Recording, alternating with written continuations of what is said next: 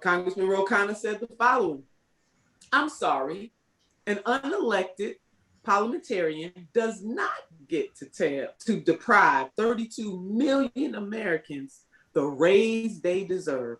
This is an advisory, not a ruling. Hello, somebody. Oh, an advisory, not a ruling.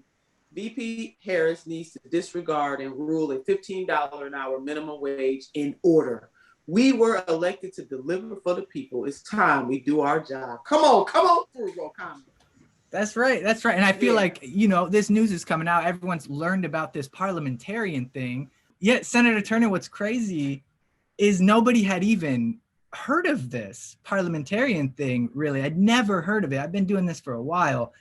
And suddenly that's the person deciding our fate, and we have to listen to them. It's not even law, though. They don't have to listen to it. That's exactly right. It's advisory, as Senator or Congresswoman Ro Khanna just laid out there. And I have the same thing. I mean, I know I first started hearing Senator Sanders talk about the parliamentarian a little bit, but this is one of them things they didn't just pull it out from nowhere, it seems like, to buffer. Seemed like a buffer to me, an illusion to me, like a bait and switch kind of thing going on right now with this. But it's an advisory, as the Congressman Ro Khanna laid out in his tweet, and it does not have to be followed. It's just advice. So you know how advice goes. Either you take it or you don't. I think in this case, the Democratic Party should not take this advice and go ahead and put $15 an hour in minimum wage increase in reconciliation. Absolutely agree. It is 8:04 now. We are streaming live on Facebook. I want to welcome everybody who is on Facebook watching. We also have been putting these out as podcasts now. So anybody listening on podcast, hello. And then everybody here on the Zoom call, thank you so much for joining us. As you know, Senator Nina Turner is joining us. We are going to be talking about the $15 minimum wage, the big update that came today about the parliamentarian, whatever that is. But first, before we get into that, I'm going to take 1 minute real quick and go over a couple updates from Roots Action and the No Honeymoon team, and then we will dive right into this. Again, if you have questions for Senator Turner, for future Congresswoman Nina Turner, add those to the chat and we will make sure to get those asked. So a couple quick updates. The first is, for the last week, we've been really focused on rejecting Neera Tanden for OMB. Our team has sent over 20,000 emails now to senators about that. On Twitter a couple of days ago, #RejectTanden was the 16th top trend on all of Twitter. Huge reaction to that. And we made a couple people mad. So that's a good thing. We are ruffling feathers, and there's a good chance we succeed in our efforts there. So thank you, everyone who participated in that. It is so much appreciated. It really makes our work feel so worthwhile when we get reactions like we're getting out of that. Next thing, next week on this call, we are going to be joined by Kenzo Shibata. He is a Chicago-based teacher and organizer. He's a streamer. He has the Class Time podcast that's really good. I suggest you all check that out. And he's going to be talking about Chicago stuff, primarily Rahm Emanuel, and what's going on with his potential nomination to be an ambassador. There's a lot. It doesn't make a lot of sense, to be honest. Laquan McDonald, Ryan, I'm sorry to cut you off. That's all. I'm just going to leave that right there. Laquan McDonald in Chicago. Absolutely. The whole team is focused on making sure Laquan McDonald is a primary point of conversation next week. That is, yeah, absolutely. Absolutely. So with that said, thank you all for joining us. You're so much appreciated. After Nina speaks for a little bit, we are going to do a Q&A, add your questions to the chat, and then we are going to take action. And I have all that ready to go. Scripts ready to go. Emails are ready to go. Just need y'all. So without further ado, Senator Nina Turner, how are you doing? I'm doing well, Brian. How are you, darling? I'm doing fantastic, better than ever now that you are on the call with us. Today we are focused. The nicest things. I'm a nice guy. Today we are focused on the Fight for 15, and this was a big week for the Fight for 15 team as well, and we appreciate them. So I guess, Senator Turner, take it away. Talk to us about the Fight for 15. What's going on with the parliamentarian, and where do we go from here? The floor is yours. Yeah, thank you, Ryan. I want to thank Roots Action and your No Honeymoon campaign. It's just absolutely fabulous. I mean, Roots Action, along with some other progressive organizations, have been in this fight, making it very clear that the first step was to defeat neo-fascism. Hello, somebody. Defeat Mr. Trump, and then to fight neoliberalism. So here we are. Here we are right now in that fight against neoliberalism, right in this moment. So just as Ryan was laying out the parliamentarian, this just came out about 20 minutes ago that the parliamentarian said that the $15 an hour minimum wage increase could not be included in reconciliation, that it was out of bounds. I am paraphrasing. But I want to read something that Congressman Ro Khanna tweeted about 20 minutes ago or so that I think sums up how most of us feel on this call tonight. He said the following, or he tweeted the following more appropriately. I'm sorry. I'm sorry. An unelected parliamentarian does not get to deprive 32 million Americans the raise they deserve. This is an advisory, not a ruling.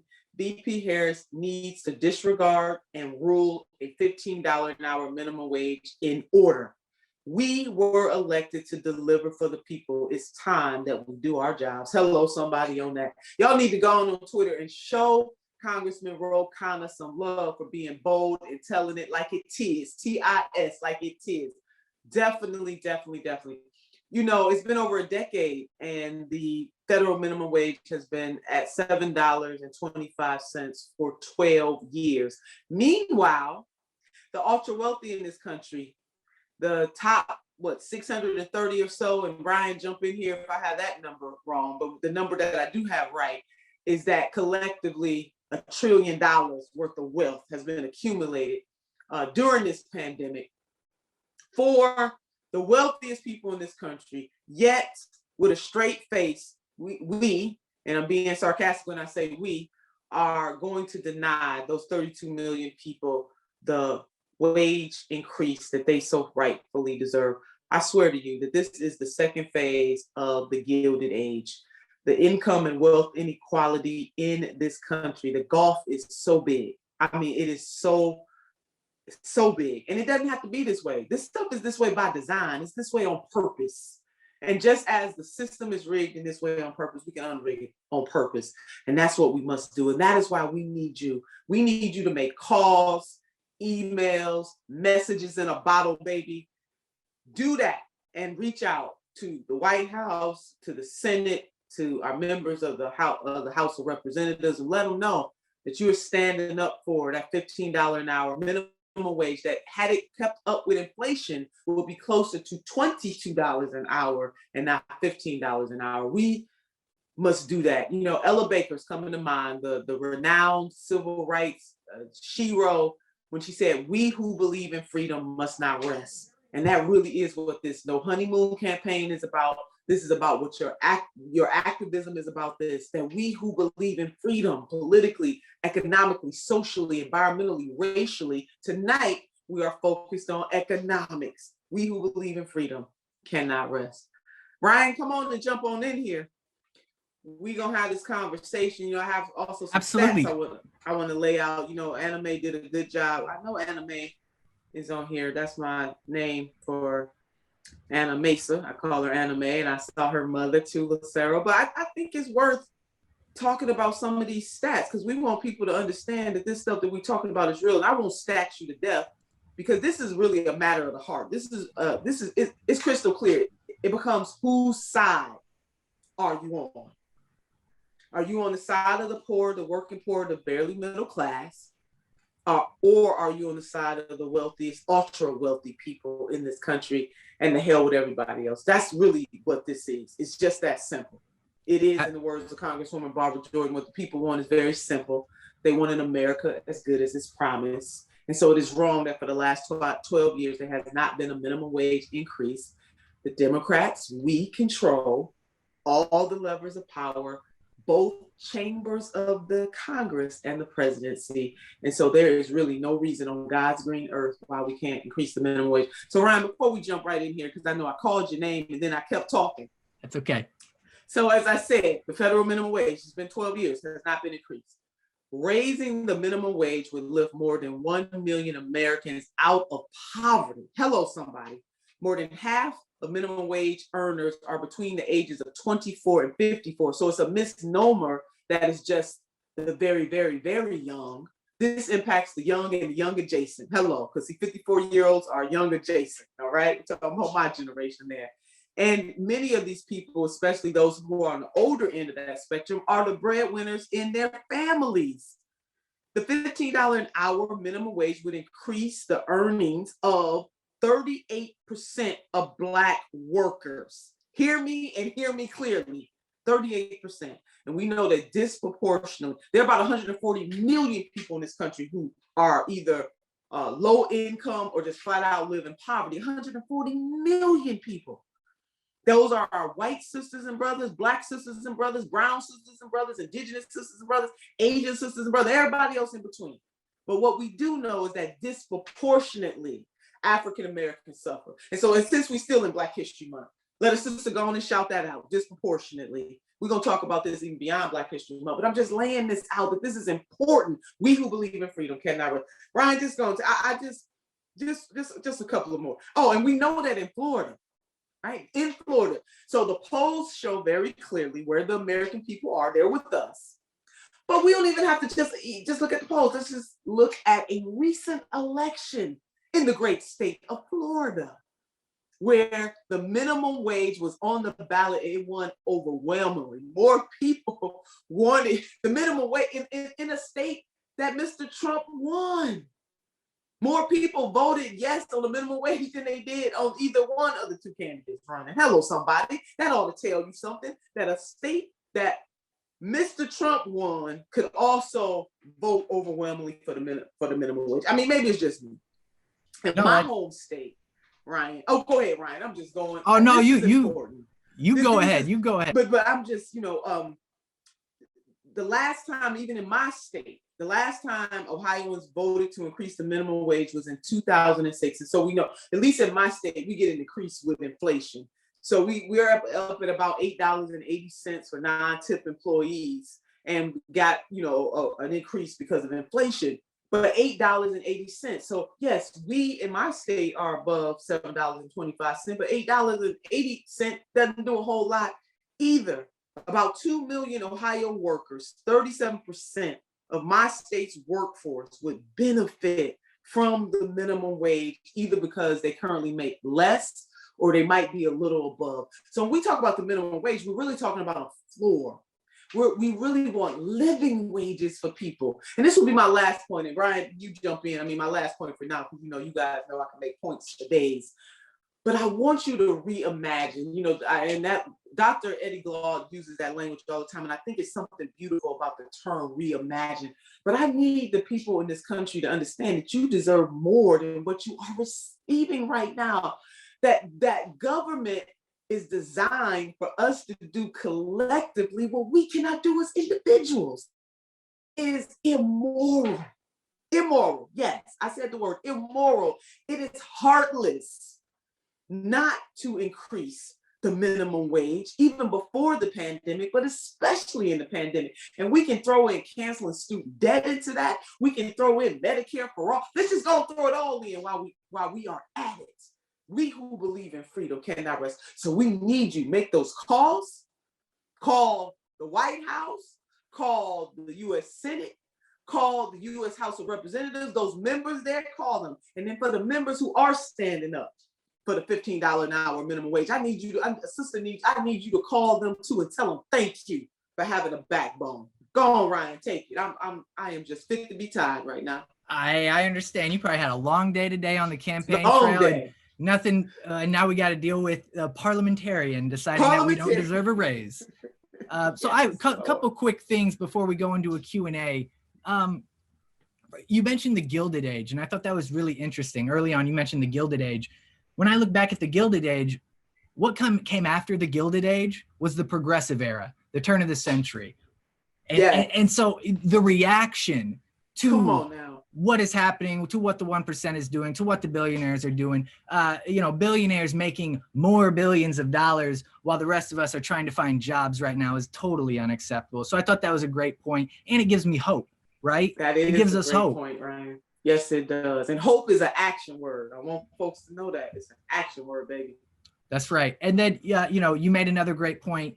The $15 minimum wage isn't just for people making minimum wage. It's for people making $9, $10, $11, $12. And there's 40 some million people who will just get an increase in wage.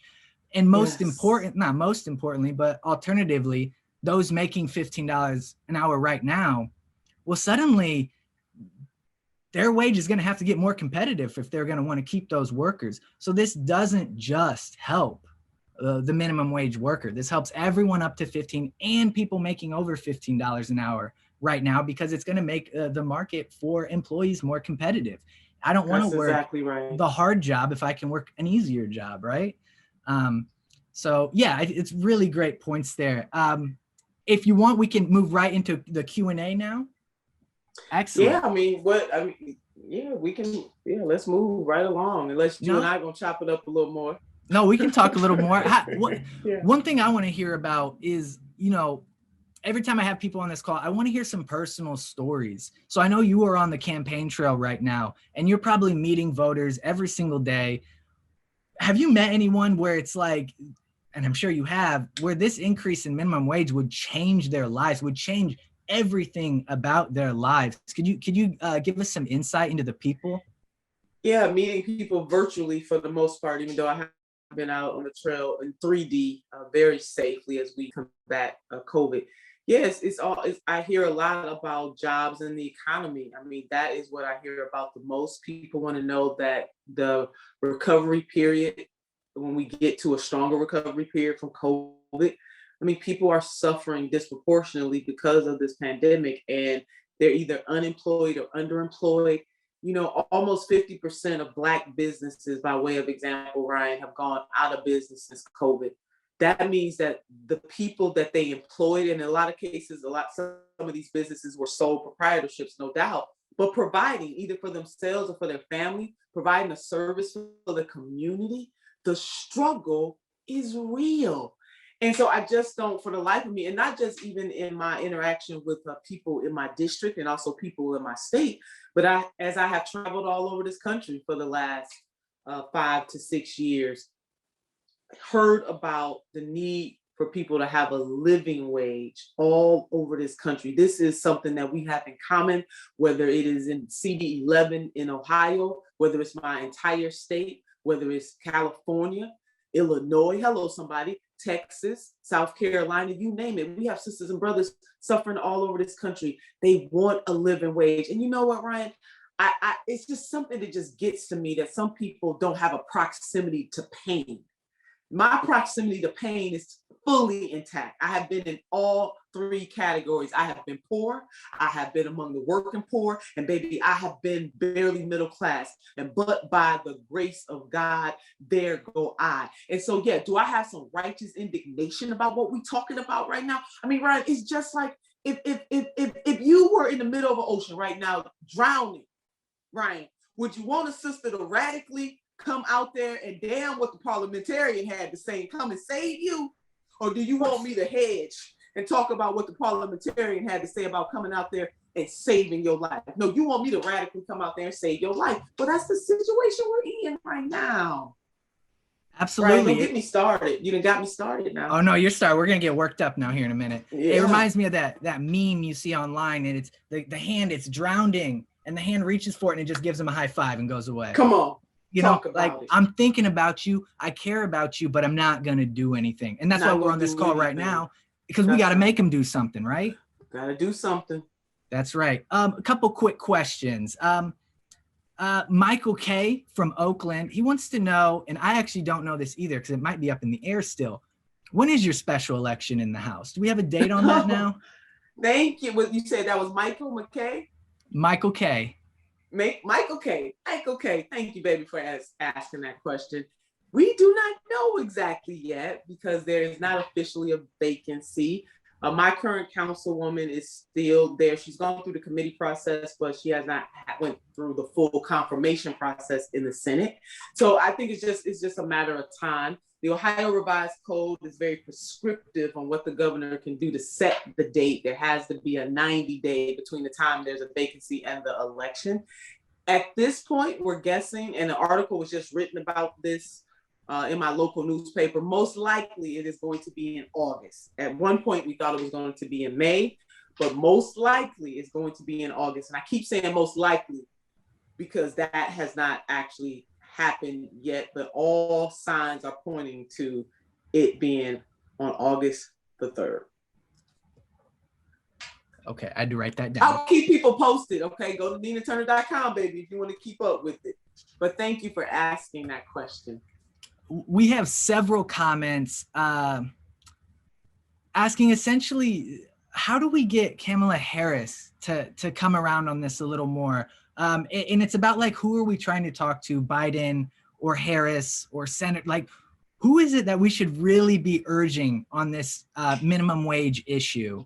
And how do we best communicate to them? Well, all of the above. I mean, yes, definitely talk to the vice president. This was something that as senator, she agreed with. So yeah, absolutely. Send the vice president a letter or an email, say, hey, vice president, we believe we support increasing the minimum wage, and we would hope that you would utilize your power to do so. The president too. And all the, like every member of Congress, everybody has skin in the game, just like all of us as citizens of this nation or workers of this nation, we have skin in the game. Certainly the vice president, the president, and all members of Congress have skin in the game as well. So you want to advocate, and that's what we're doing. That's what this No Honeymoon is all about. It is about advocating for causes that are bigger than all of us. We have millions of our sisters and brothers who could benefit greatly from a minimum wage increase. And as Ryan laid out, once that is the floor, then other people go up. It is about a living wage. And truth be told, as I have said before, I am going to say it again, that $15 an hour, if it really would be closer to 25 had wages kept up with inflation. Now that's the truth. So when we got the ultra wealthy making $1 trillion, increasing their wealth since this pandemic collectively to $1 trillion, Jesus, Mary and Joseph, you mean to tell me that we're going to deny the workaday people of this nation, in the words of my brother Jim Hightower from the great state of Texas, are we going to deny the workaday people in this nation a $15 an hour minimum wage increase? Really, that's what we're going to do? No, we should not do that. So yeah, advocate. That's I completely agree. Carol from Ann Arbor, and we got a lot of people from Ann Arbor here today. She says $15 is insufficient, and I think we know that, and we can get there in steps, but that should be the starting point. I think I've heard you say that this is the compromise already. That's it. So when does the tussle for 20 start? When does the, what's next after that? Do we just head down and keep going? We got to keep raising his wages. What do we do once we win $15? We do, Ryan. Yeah, we can't tussle for 20 until we tussle for 15. That's for daggone sure. Yeah, we gotta keep pushing. And one of the things, some of the other things that we do, for example, the Green New Deal, infrastructure reform, creating jobs whereby we can do both. We can do good and do well at the same time. We can benefit Mother Earth by greening this community, by having strong infrastructure reform in this country, and put people back to work with good _bold exclamation point, good paying jobs, right? I don't know about you, but I'm just old fashioned. I believe that people should be able to live a good life, and that you shouldn't have to have all the wealth in the world to be able to live a good life. Why do we accept this? I mean, we accepting crumbs, baby. You should be able to live a good life. And as the stats that were laid out, we're talking about increasing the minimum wage, not just for the youngest people. I mean, we're talking about young adjacent people between the ages of 25, that's still young, but I'm talking about people in their 40s and also in their 50s who are the breadwinners for their families. I have met, Ryan, you asked me about meeting people. I've met so many people who have to string together, even before the pandemic, 2 or 3 jobs just to make ends meet. I remember when protesting. You might remember this too. I know Norm is on here, and Bill and some other of our allies shouting them out. Sarah Mesa is here too. But they had a campaign slogan, one job should be enough.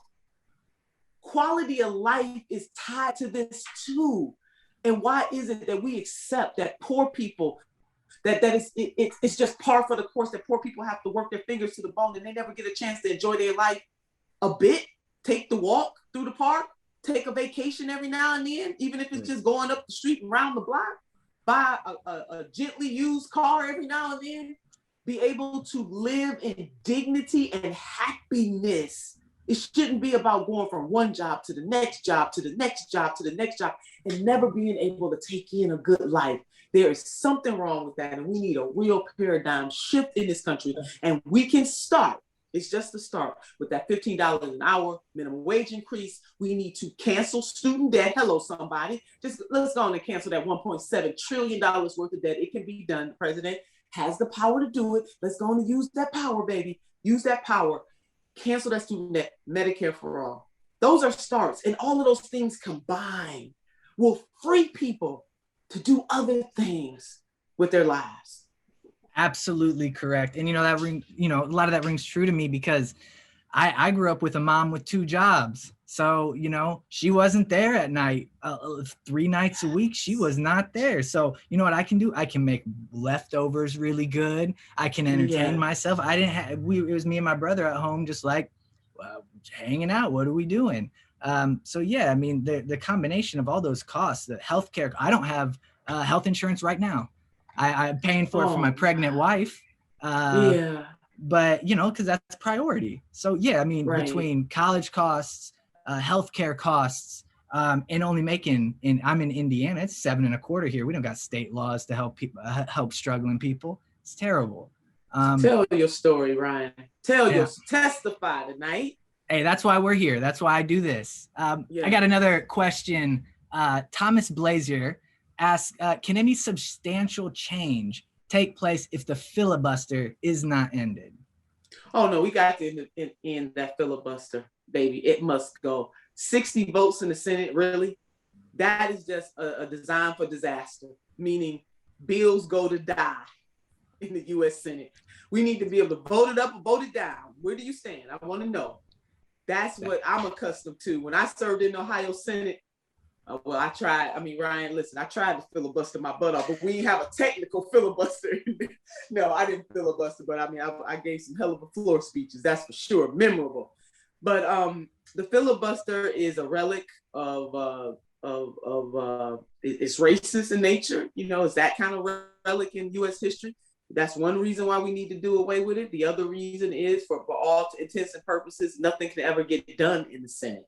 That is not the way that we should run government. So the filibuster must go. And I salute individuals and movement leaders and organizations that are working on pressuring the Senate to do away with the filibuster. It must go. Vote it up, vote it down, and it should just be a majority of the votes and you get the bill, plain and simple. Or Absolutely. Not. Yeah. Absolutely. And we're working with a lot of allies in Arizona on that and a lot of other places, and we're trying to get that done as well. Appreciate you as an ally in that fight. Absolutely. Yeah. Robert McMurray asks, and this is a good question related to your time in Ohio, which is what's most effective to reaching our representatives? Is it a phone call? Is it an email? What did you hear most? What was most effective to you? I would say for me and my office, we received many a phone call and many an email, but what always caught my attention was the letter.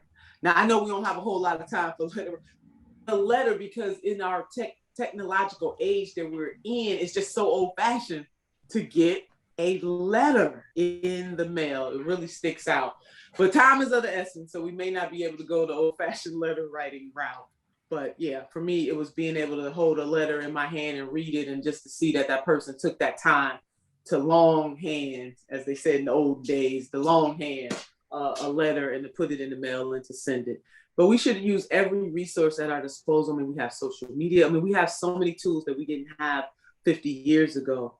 So yeah, just email, phone calls, taking to social media, marshaling your resources, talking to people, your friends and your neighbors, and explaining to them why it is important that we all are in this fight. And so that's why there's no honeymoon. Our Roots Action is leading this. We need you. We need you to call. We need you to email. We need you to take the social media, create little videos like when Ryan just told his story. Do a video. If you got that smartphone, baby, go ahead. It don't have to be pretty. Take them 2 minutes. Tell your testimony. In the Black church, we call that testifying. Go ahead and tell your story and post it to social media about how a $15 an hour minimum wage increase would help you and your family, or tell the story about how all the other progressive policy initiatives that we are pushing would help to change your life. And if you are already doing mighty fine, that's okay too. Go ahead and testify about somebody else, or talk about how you are in solidarity with your sisters and brothers who need that student debt canceled, who need that $15 an hour minimum wage, who need that minimum wage. Because again, as the Reverend Dr. Martin Luther King Jr. once said, what affects one directly affects us all indirectly. It benefits all of us if all of us has a real opportunity to live a good life. Jesus, and being able to support yourself and your family is just the beginning of that good life. I want you guys to understand what I'm saying here. Working your finger to the ball, work is good. No, you want to work, but you also want to have the opportunity to enjoy life. And if you don't have enough money to support your family, you will be doing what Ryan said his mother had to do, even what my mother had to do, and even my father. You know, life is complicated, but anyway, I'm not going to go through my whole life story because I'll get misty-eyed here. All I am saying is that we must make a demand. And as Brother Frederick Douglass said, power concedes nothing without a demand. It never has and it never will. And let me tell you something, sisters and brothers, fighting for justice is messy. It's not pretty. It's messy. We got to get in there and do the daggone thing. If we don't do it, I mean, hell, as I said, it's Black History Month. Think about if my ancestors hadn't got in there and said, you know what, baby, we fighting for this freedom. I had many of my ancestors who fought for a freedom that they never had a chance to see. Many of my ancestors and their allies fought for us to get the right to vote, and some of them never got the right to vote. And you know who they were fighting against? The status quo of their day, just like we fighting against the status quo of our day, baby. So if you ever need to be reminded, think about the labor movement. Hello, somebody. Think about the suffragettes movement. Hello, somebody, even though they want Black people, Black women in that movement. That's a lesson for another time. All a sister is saying is we who believe in freedom, just like Ella Baker said. That's her quote, not mine. That's right. We cannot rest. We cannot rest. So let's go and do this. This is the fight of our generation. This is the fight of our time right now. We're doing it for ourselves and for generations yet unborn. Well, Ryan, I know you got to go on to other things. This has been just really edifying for me. I am so glad to be in this fight with you all. I'm lifting up Roots Action. I know that Norm is here. There are a whole bunch of other folks here. I know that people are watching us on Facebook Live. They can get involved. Please get involved. Roots Action is leading this charge, but they cannot do it without people like you. It takes many hands for light work, baby. With these hands, we will have. And let me tell you, we got the power of the ballot box. You hear me? We got the power of the ballot box, and we got to make folks face some consequences here for things of this magnitude, especially because of the type of suffering that is going on in this country and also in this world. We can't play games with it. We must do the daggone thing. And so you are being called to action. Join Roots Action. Make the phone call. Write the email. And hey, if you feel it, just go and write the letter anyway, but do the email because it gets there a little quicker. But do what you can where you are with what you have to be the change, as Brother Mahatma Gandhi said, that you want to see in this world. Remember that we are all in this together, and everybody deserves to live a good life. Oh my God, Ryan, this has been so amazing. Love you, Roots Action, and all my sisters and brothers in the progressive movement. Let's keep on keeping on, baby. Hey, thank you so much, Senator Nina Turner. I really appreciate that. You know, just quick follow-up, you know, we've been to the mountaintop. We've seen the promised land. We might not get there, but it's for everybody else. It's for the people after us, just like you were saying. It's for everybody. You better say that. It's for everybody. Hey, I got 36 more messages, but we're going to let you go now. Okay. Thank you, Brian. Yes, I have been up since 4 o'clock this morning, so please let it, even though I really don't want to leave y'all, I got one more thing, Ryan, and I got this from Norm Solomon. I've just been using this every virtual event, so I might as well not stop. So I gave you guys what the people want. These two quotes bookend my campaign, and I'm so happy to my brother Norman Solomon, who introduced me to this quote from Reverend Dr. Martin Luther King Jr. We know that he is so quotable, just a trailblazer, as you know, and his wife, Dr. Coretta Scott King, and so many others. But this quote right here, I think, encapsulates why you must stay in this fight. You cannot relent. And we're going to have some mountaintop moments. We're going to have some valley moments. But baby, you can never be wrong when you fight for justice. I want you to understand that you are never wrong when you are fighting for justice. But this is Reverend Dr. Martin Luther King Jr. said, and I am definitely leaving after this. I almost feel like I had coffee grind being on here with you guys. Y'all got a sister started. But this means a lot to me. It does. So he said the following: power without love is reckless and abusive. And love without power is sentimental and anemic. Power at its best is love implementing the demands of justice, and justice at its best is power correcting everything that stands against love.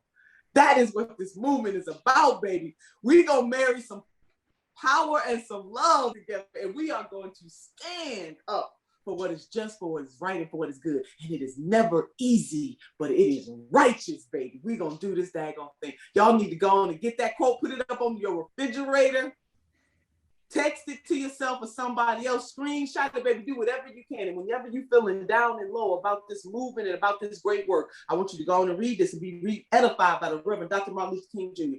Power and love together is a lethally positive, maybe I shouldn't say lethal, but is a positive, baby, combination for good. So let's do this thing. Ryan, baby, you did that tonight. It was great joining you.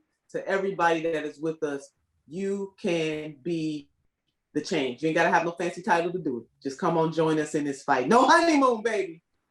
That's right. It's no honeymoon right now. So thank you again. Thank you, Senator Turner. Have a good night. I can't express the amount of love and support you're getting in the chat right now. So continue on.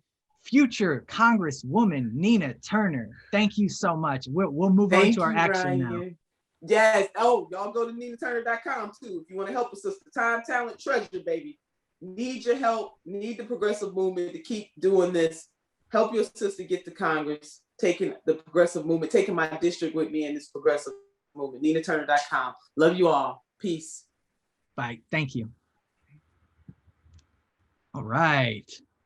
I'm going to pin my video now, so I'm up here. That was awesome. That was great. I'm so glad to have talked to Senator Nina Turner there. I know there's lots of comments and questions we didn't get to. If you have one we didn't get to and you'd like us to just chat about it here, feel free to post it again in the chat so I see it. But we're going to move on to our action now. Well, am I all excited right now? We just had a good call. Oh, if I can find, okay, here we go. So today we are going to be messaging, emailing, and calling our representatives and our senators. Senators, our representative and senators. I'm going to post this document. Can I get some thumbs up if you see my shared screen? All right, I see some thumbs. Thank you very much. I am going to share this again just to make sure everyone has it, and it's really easy to get to. How do I do that? Let's see the chat. There we go. All right, so this document I just posted, that'll get you to the what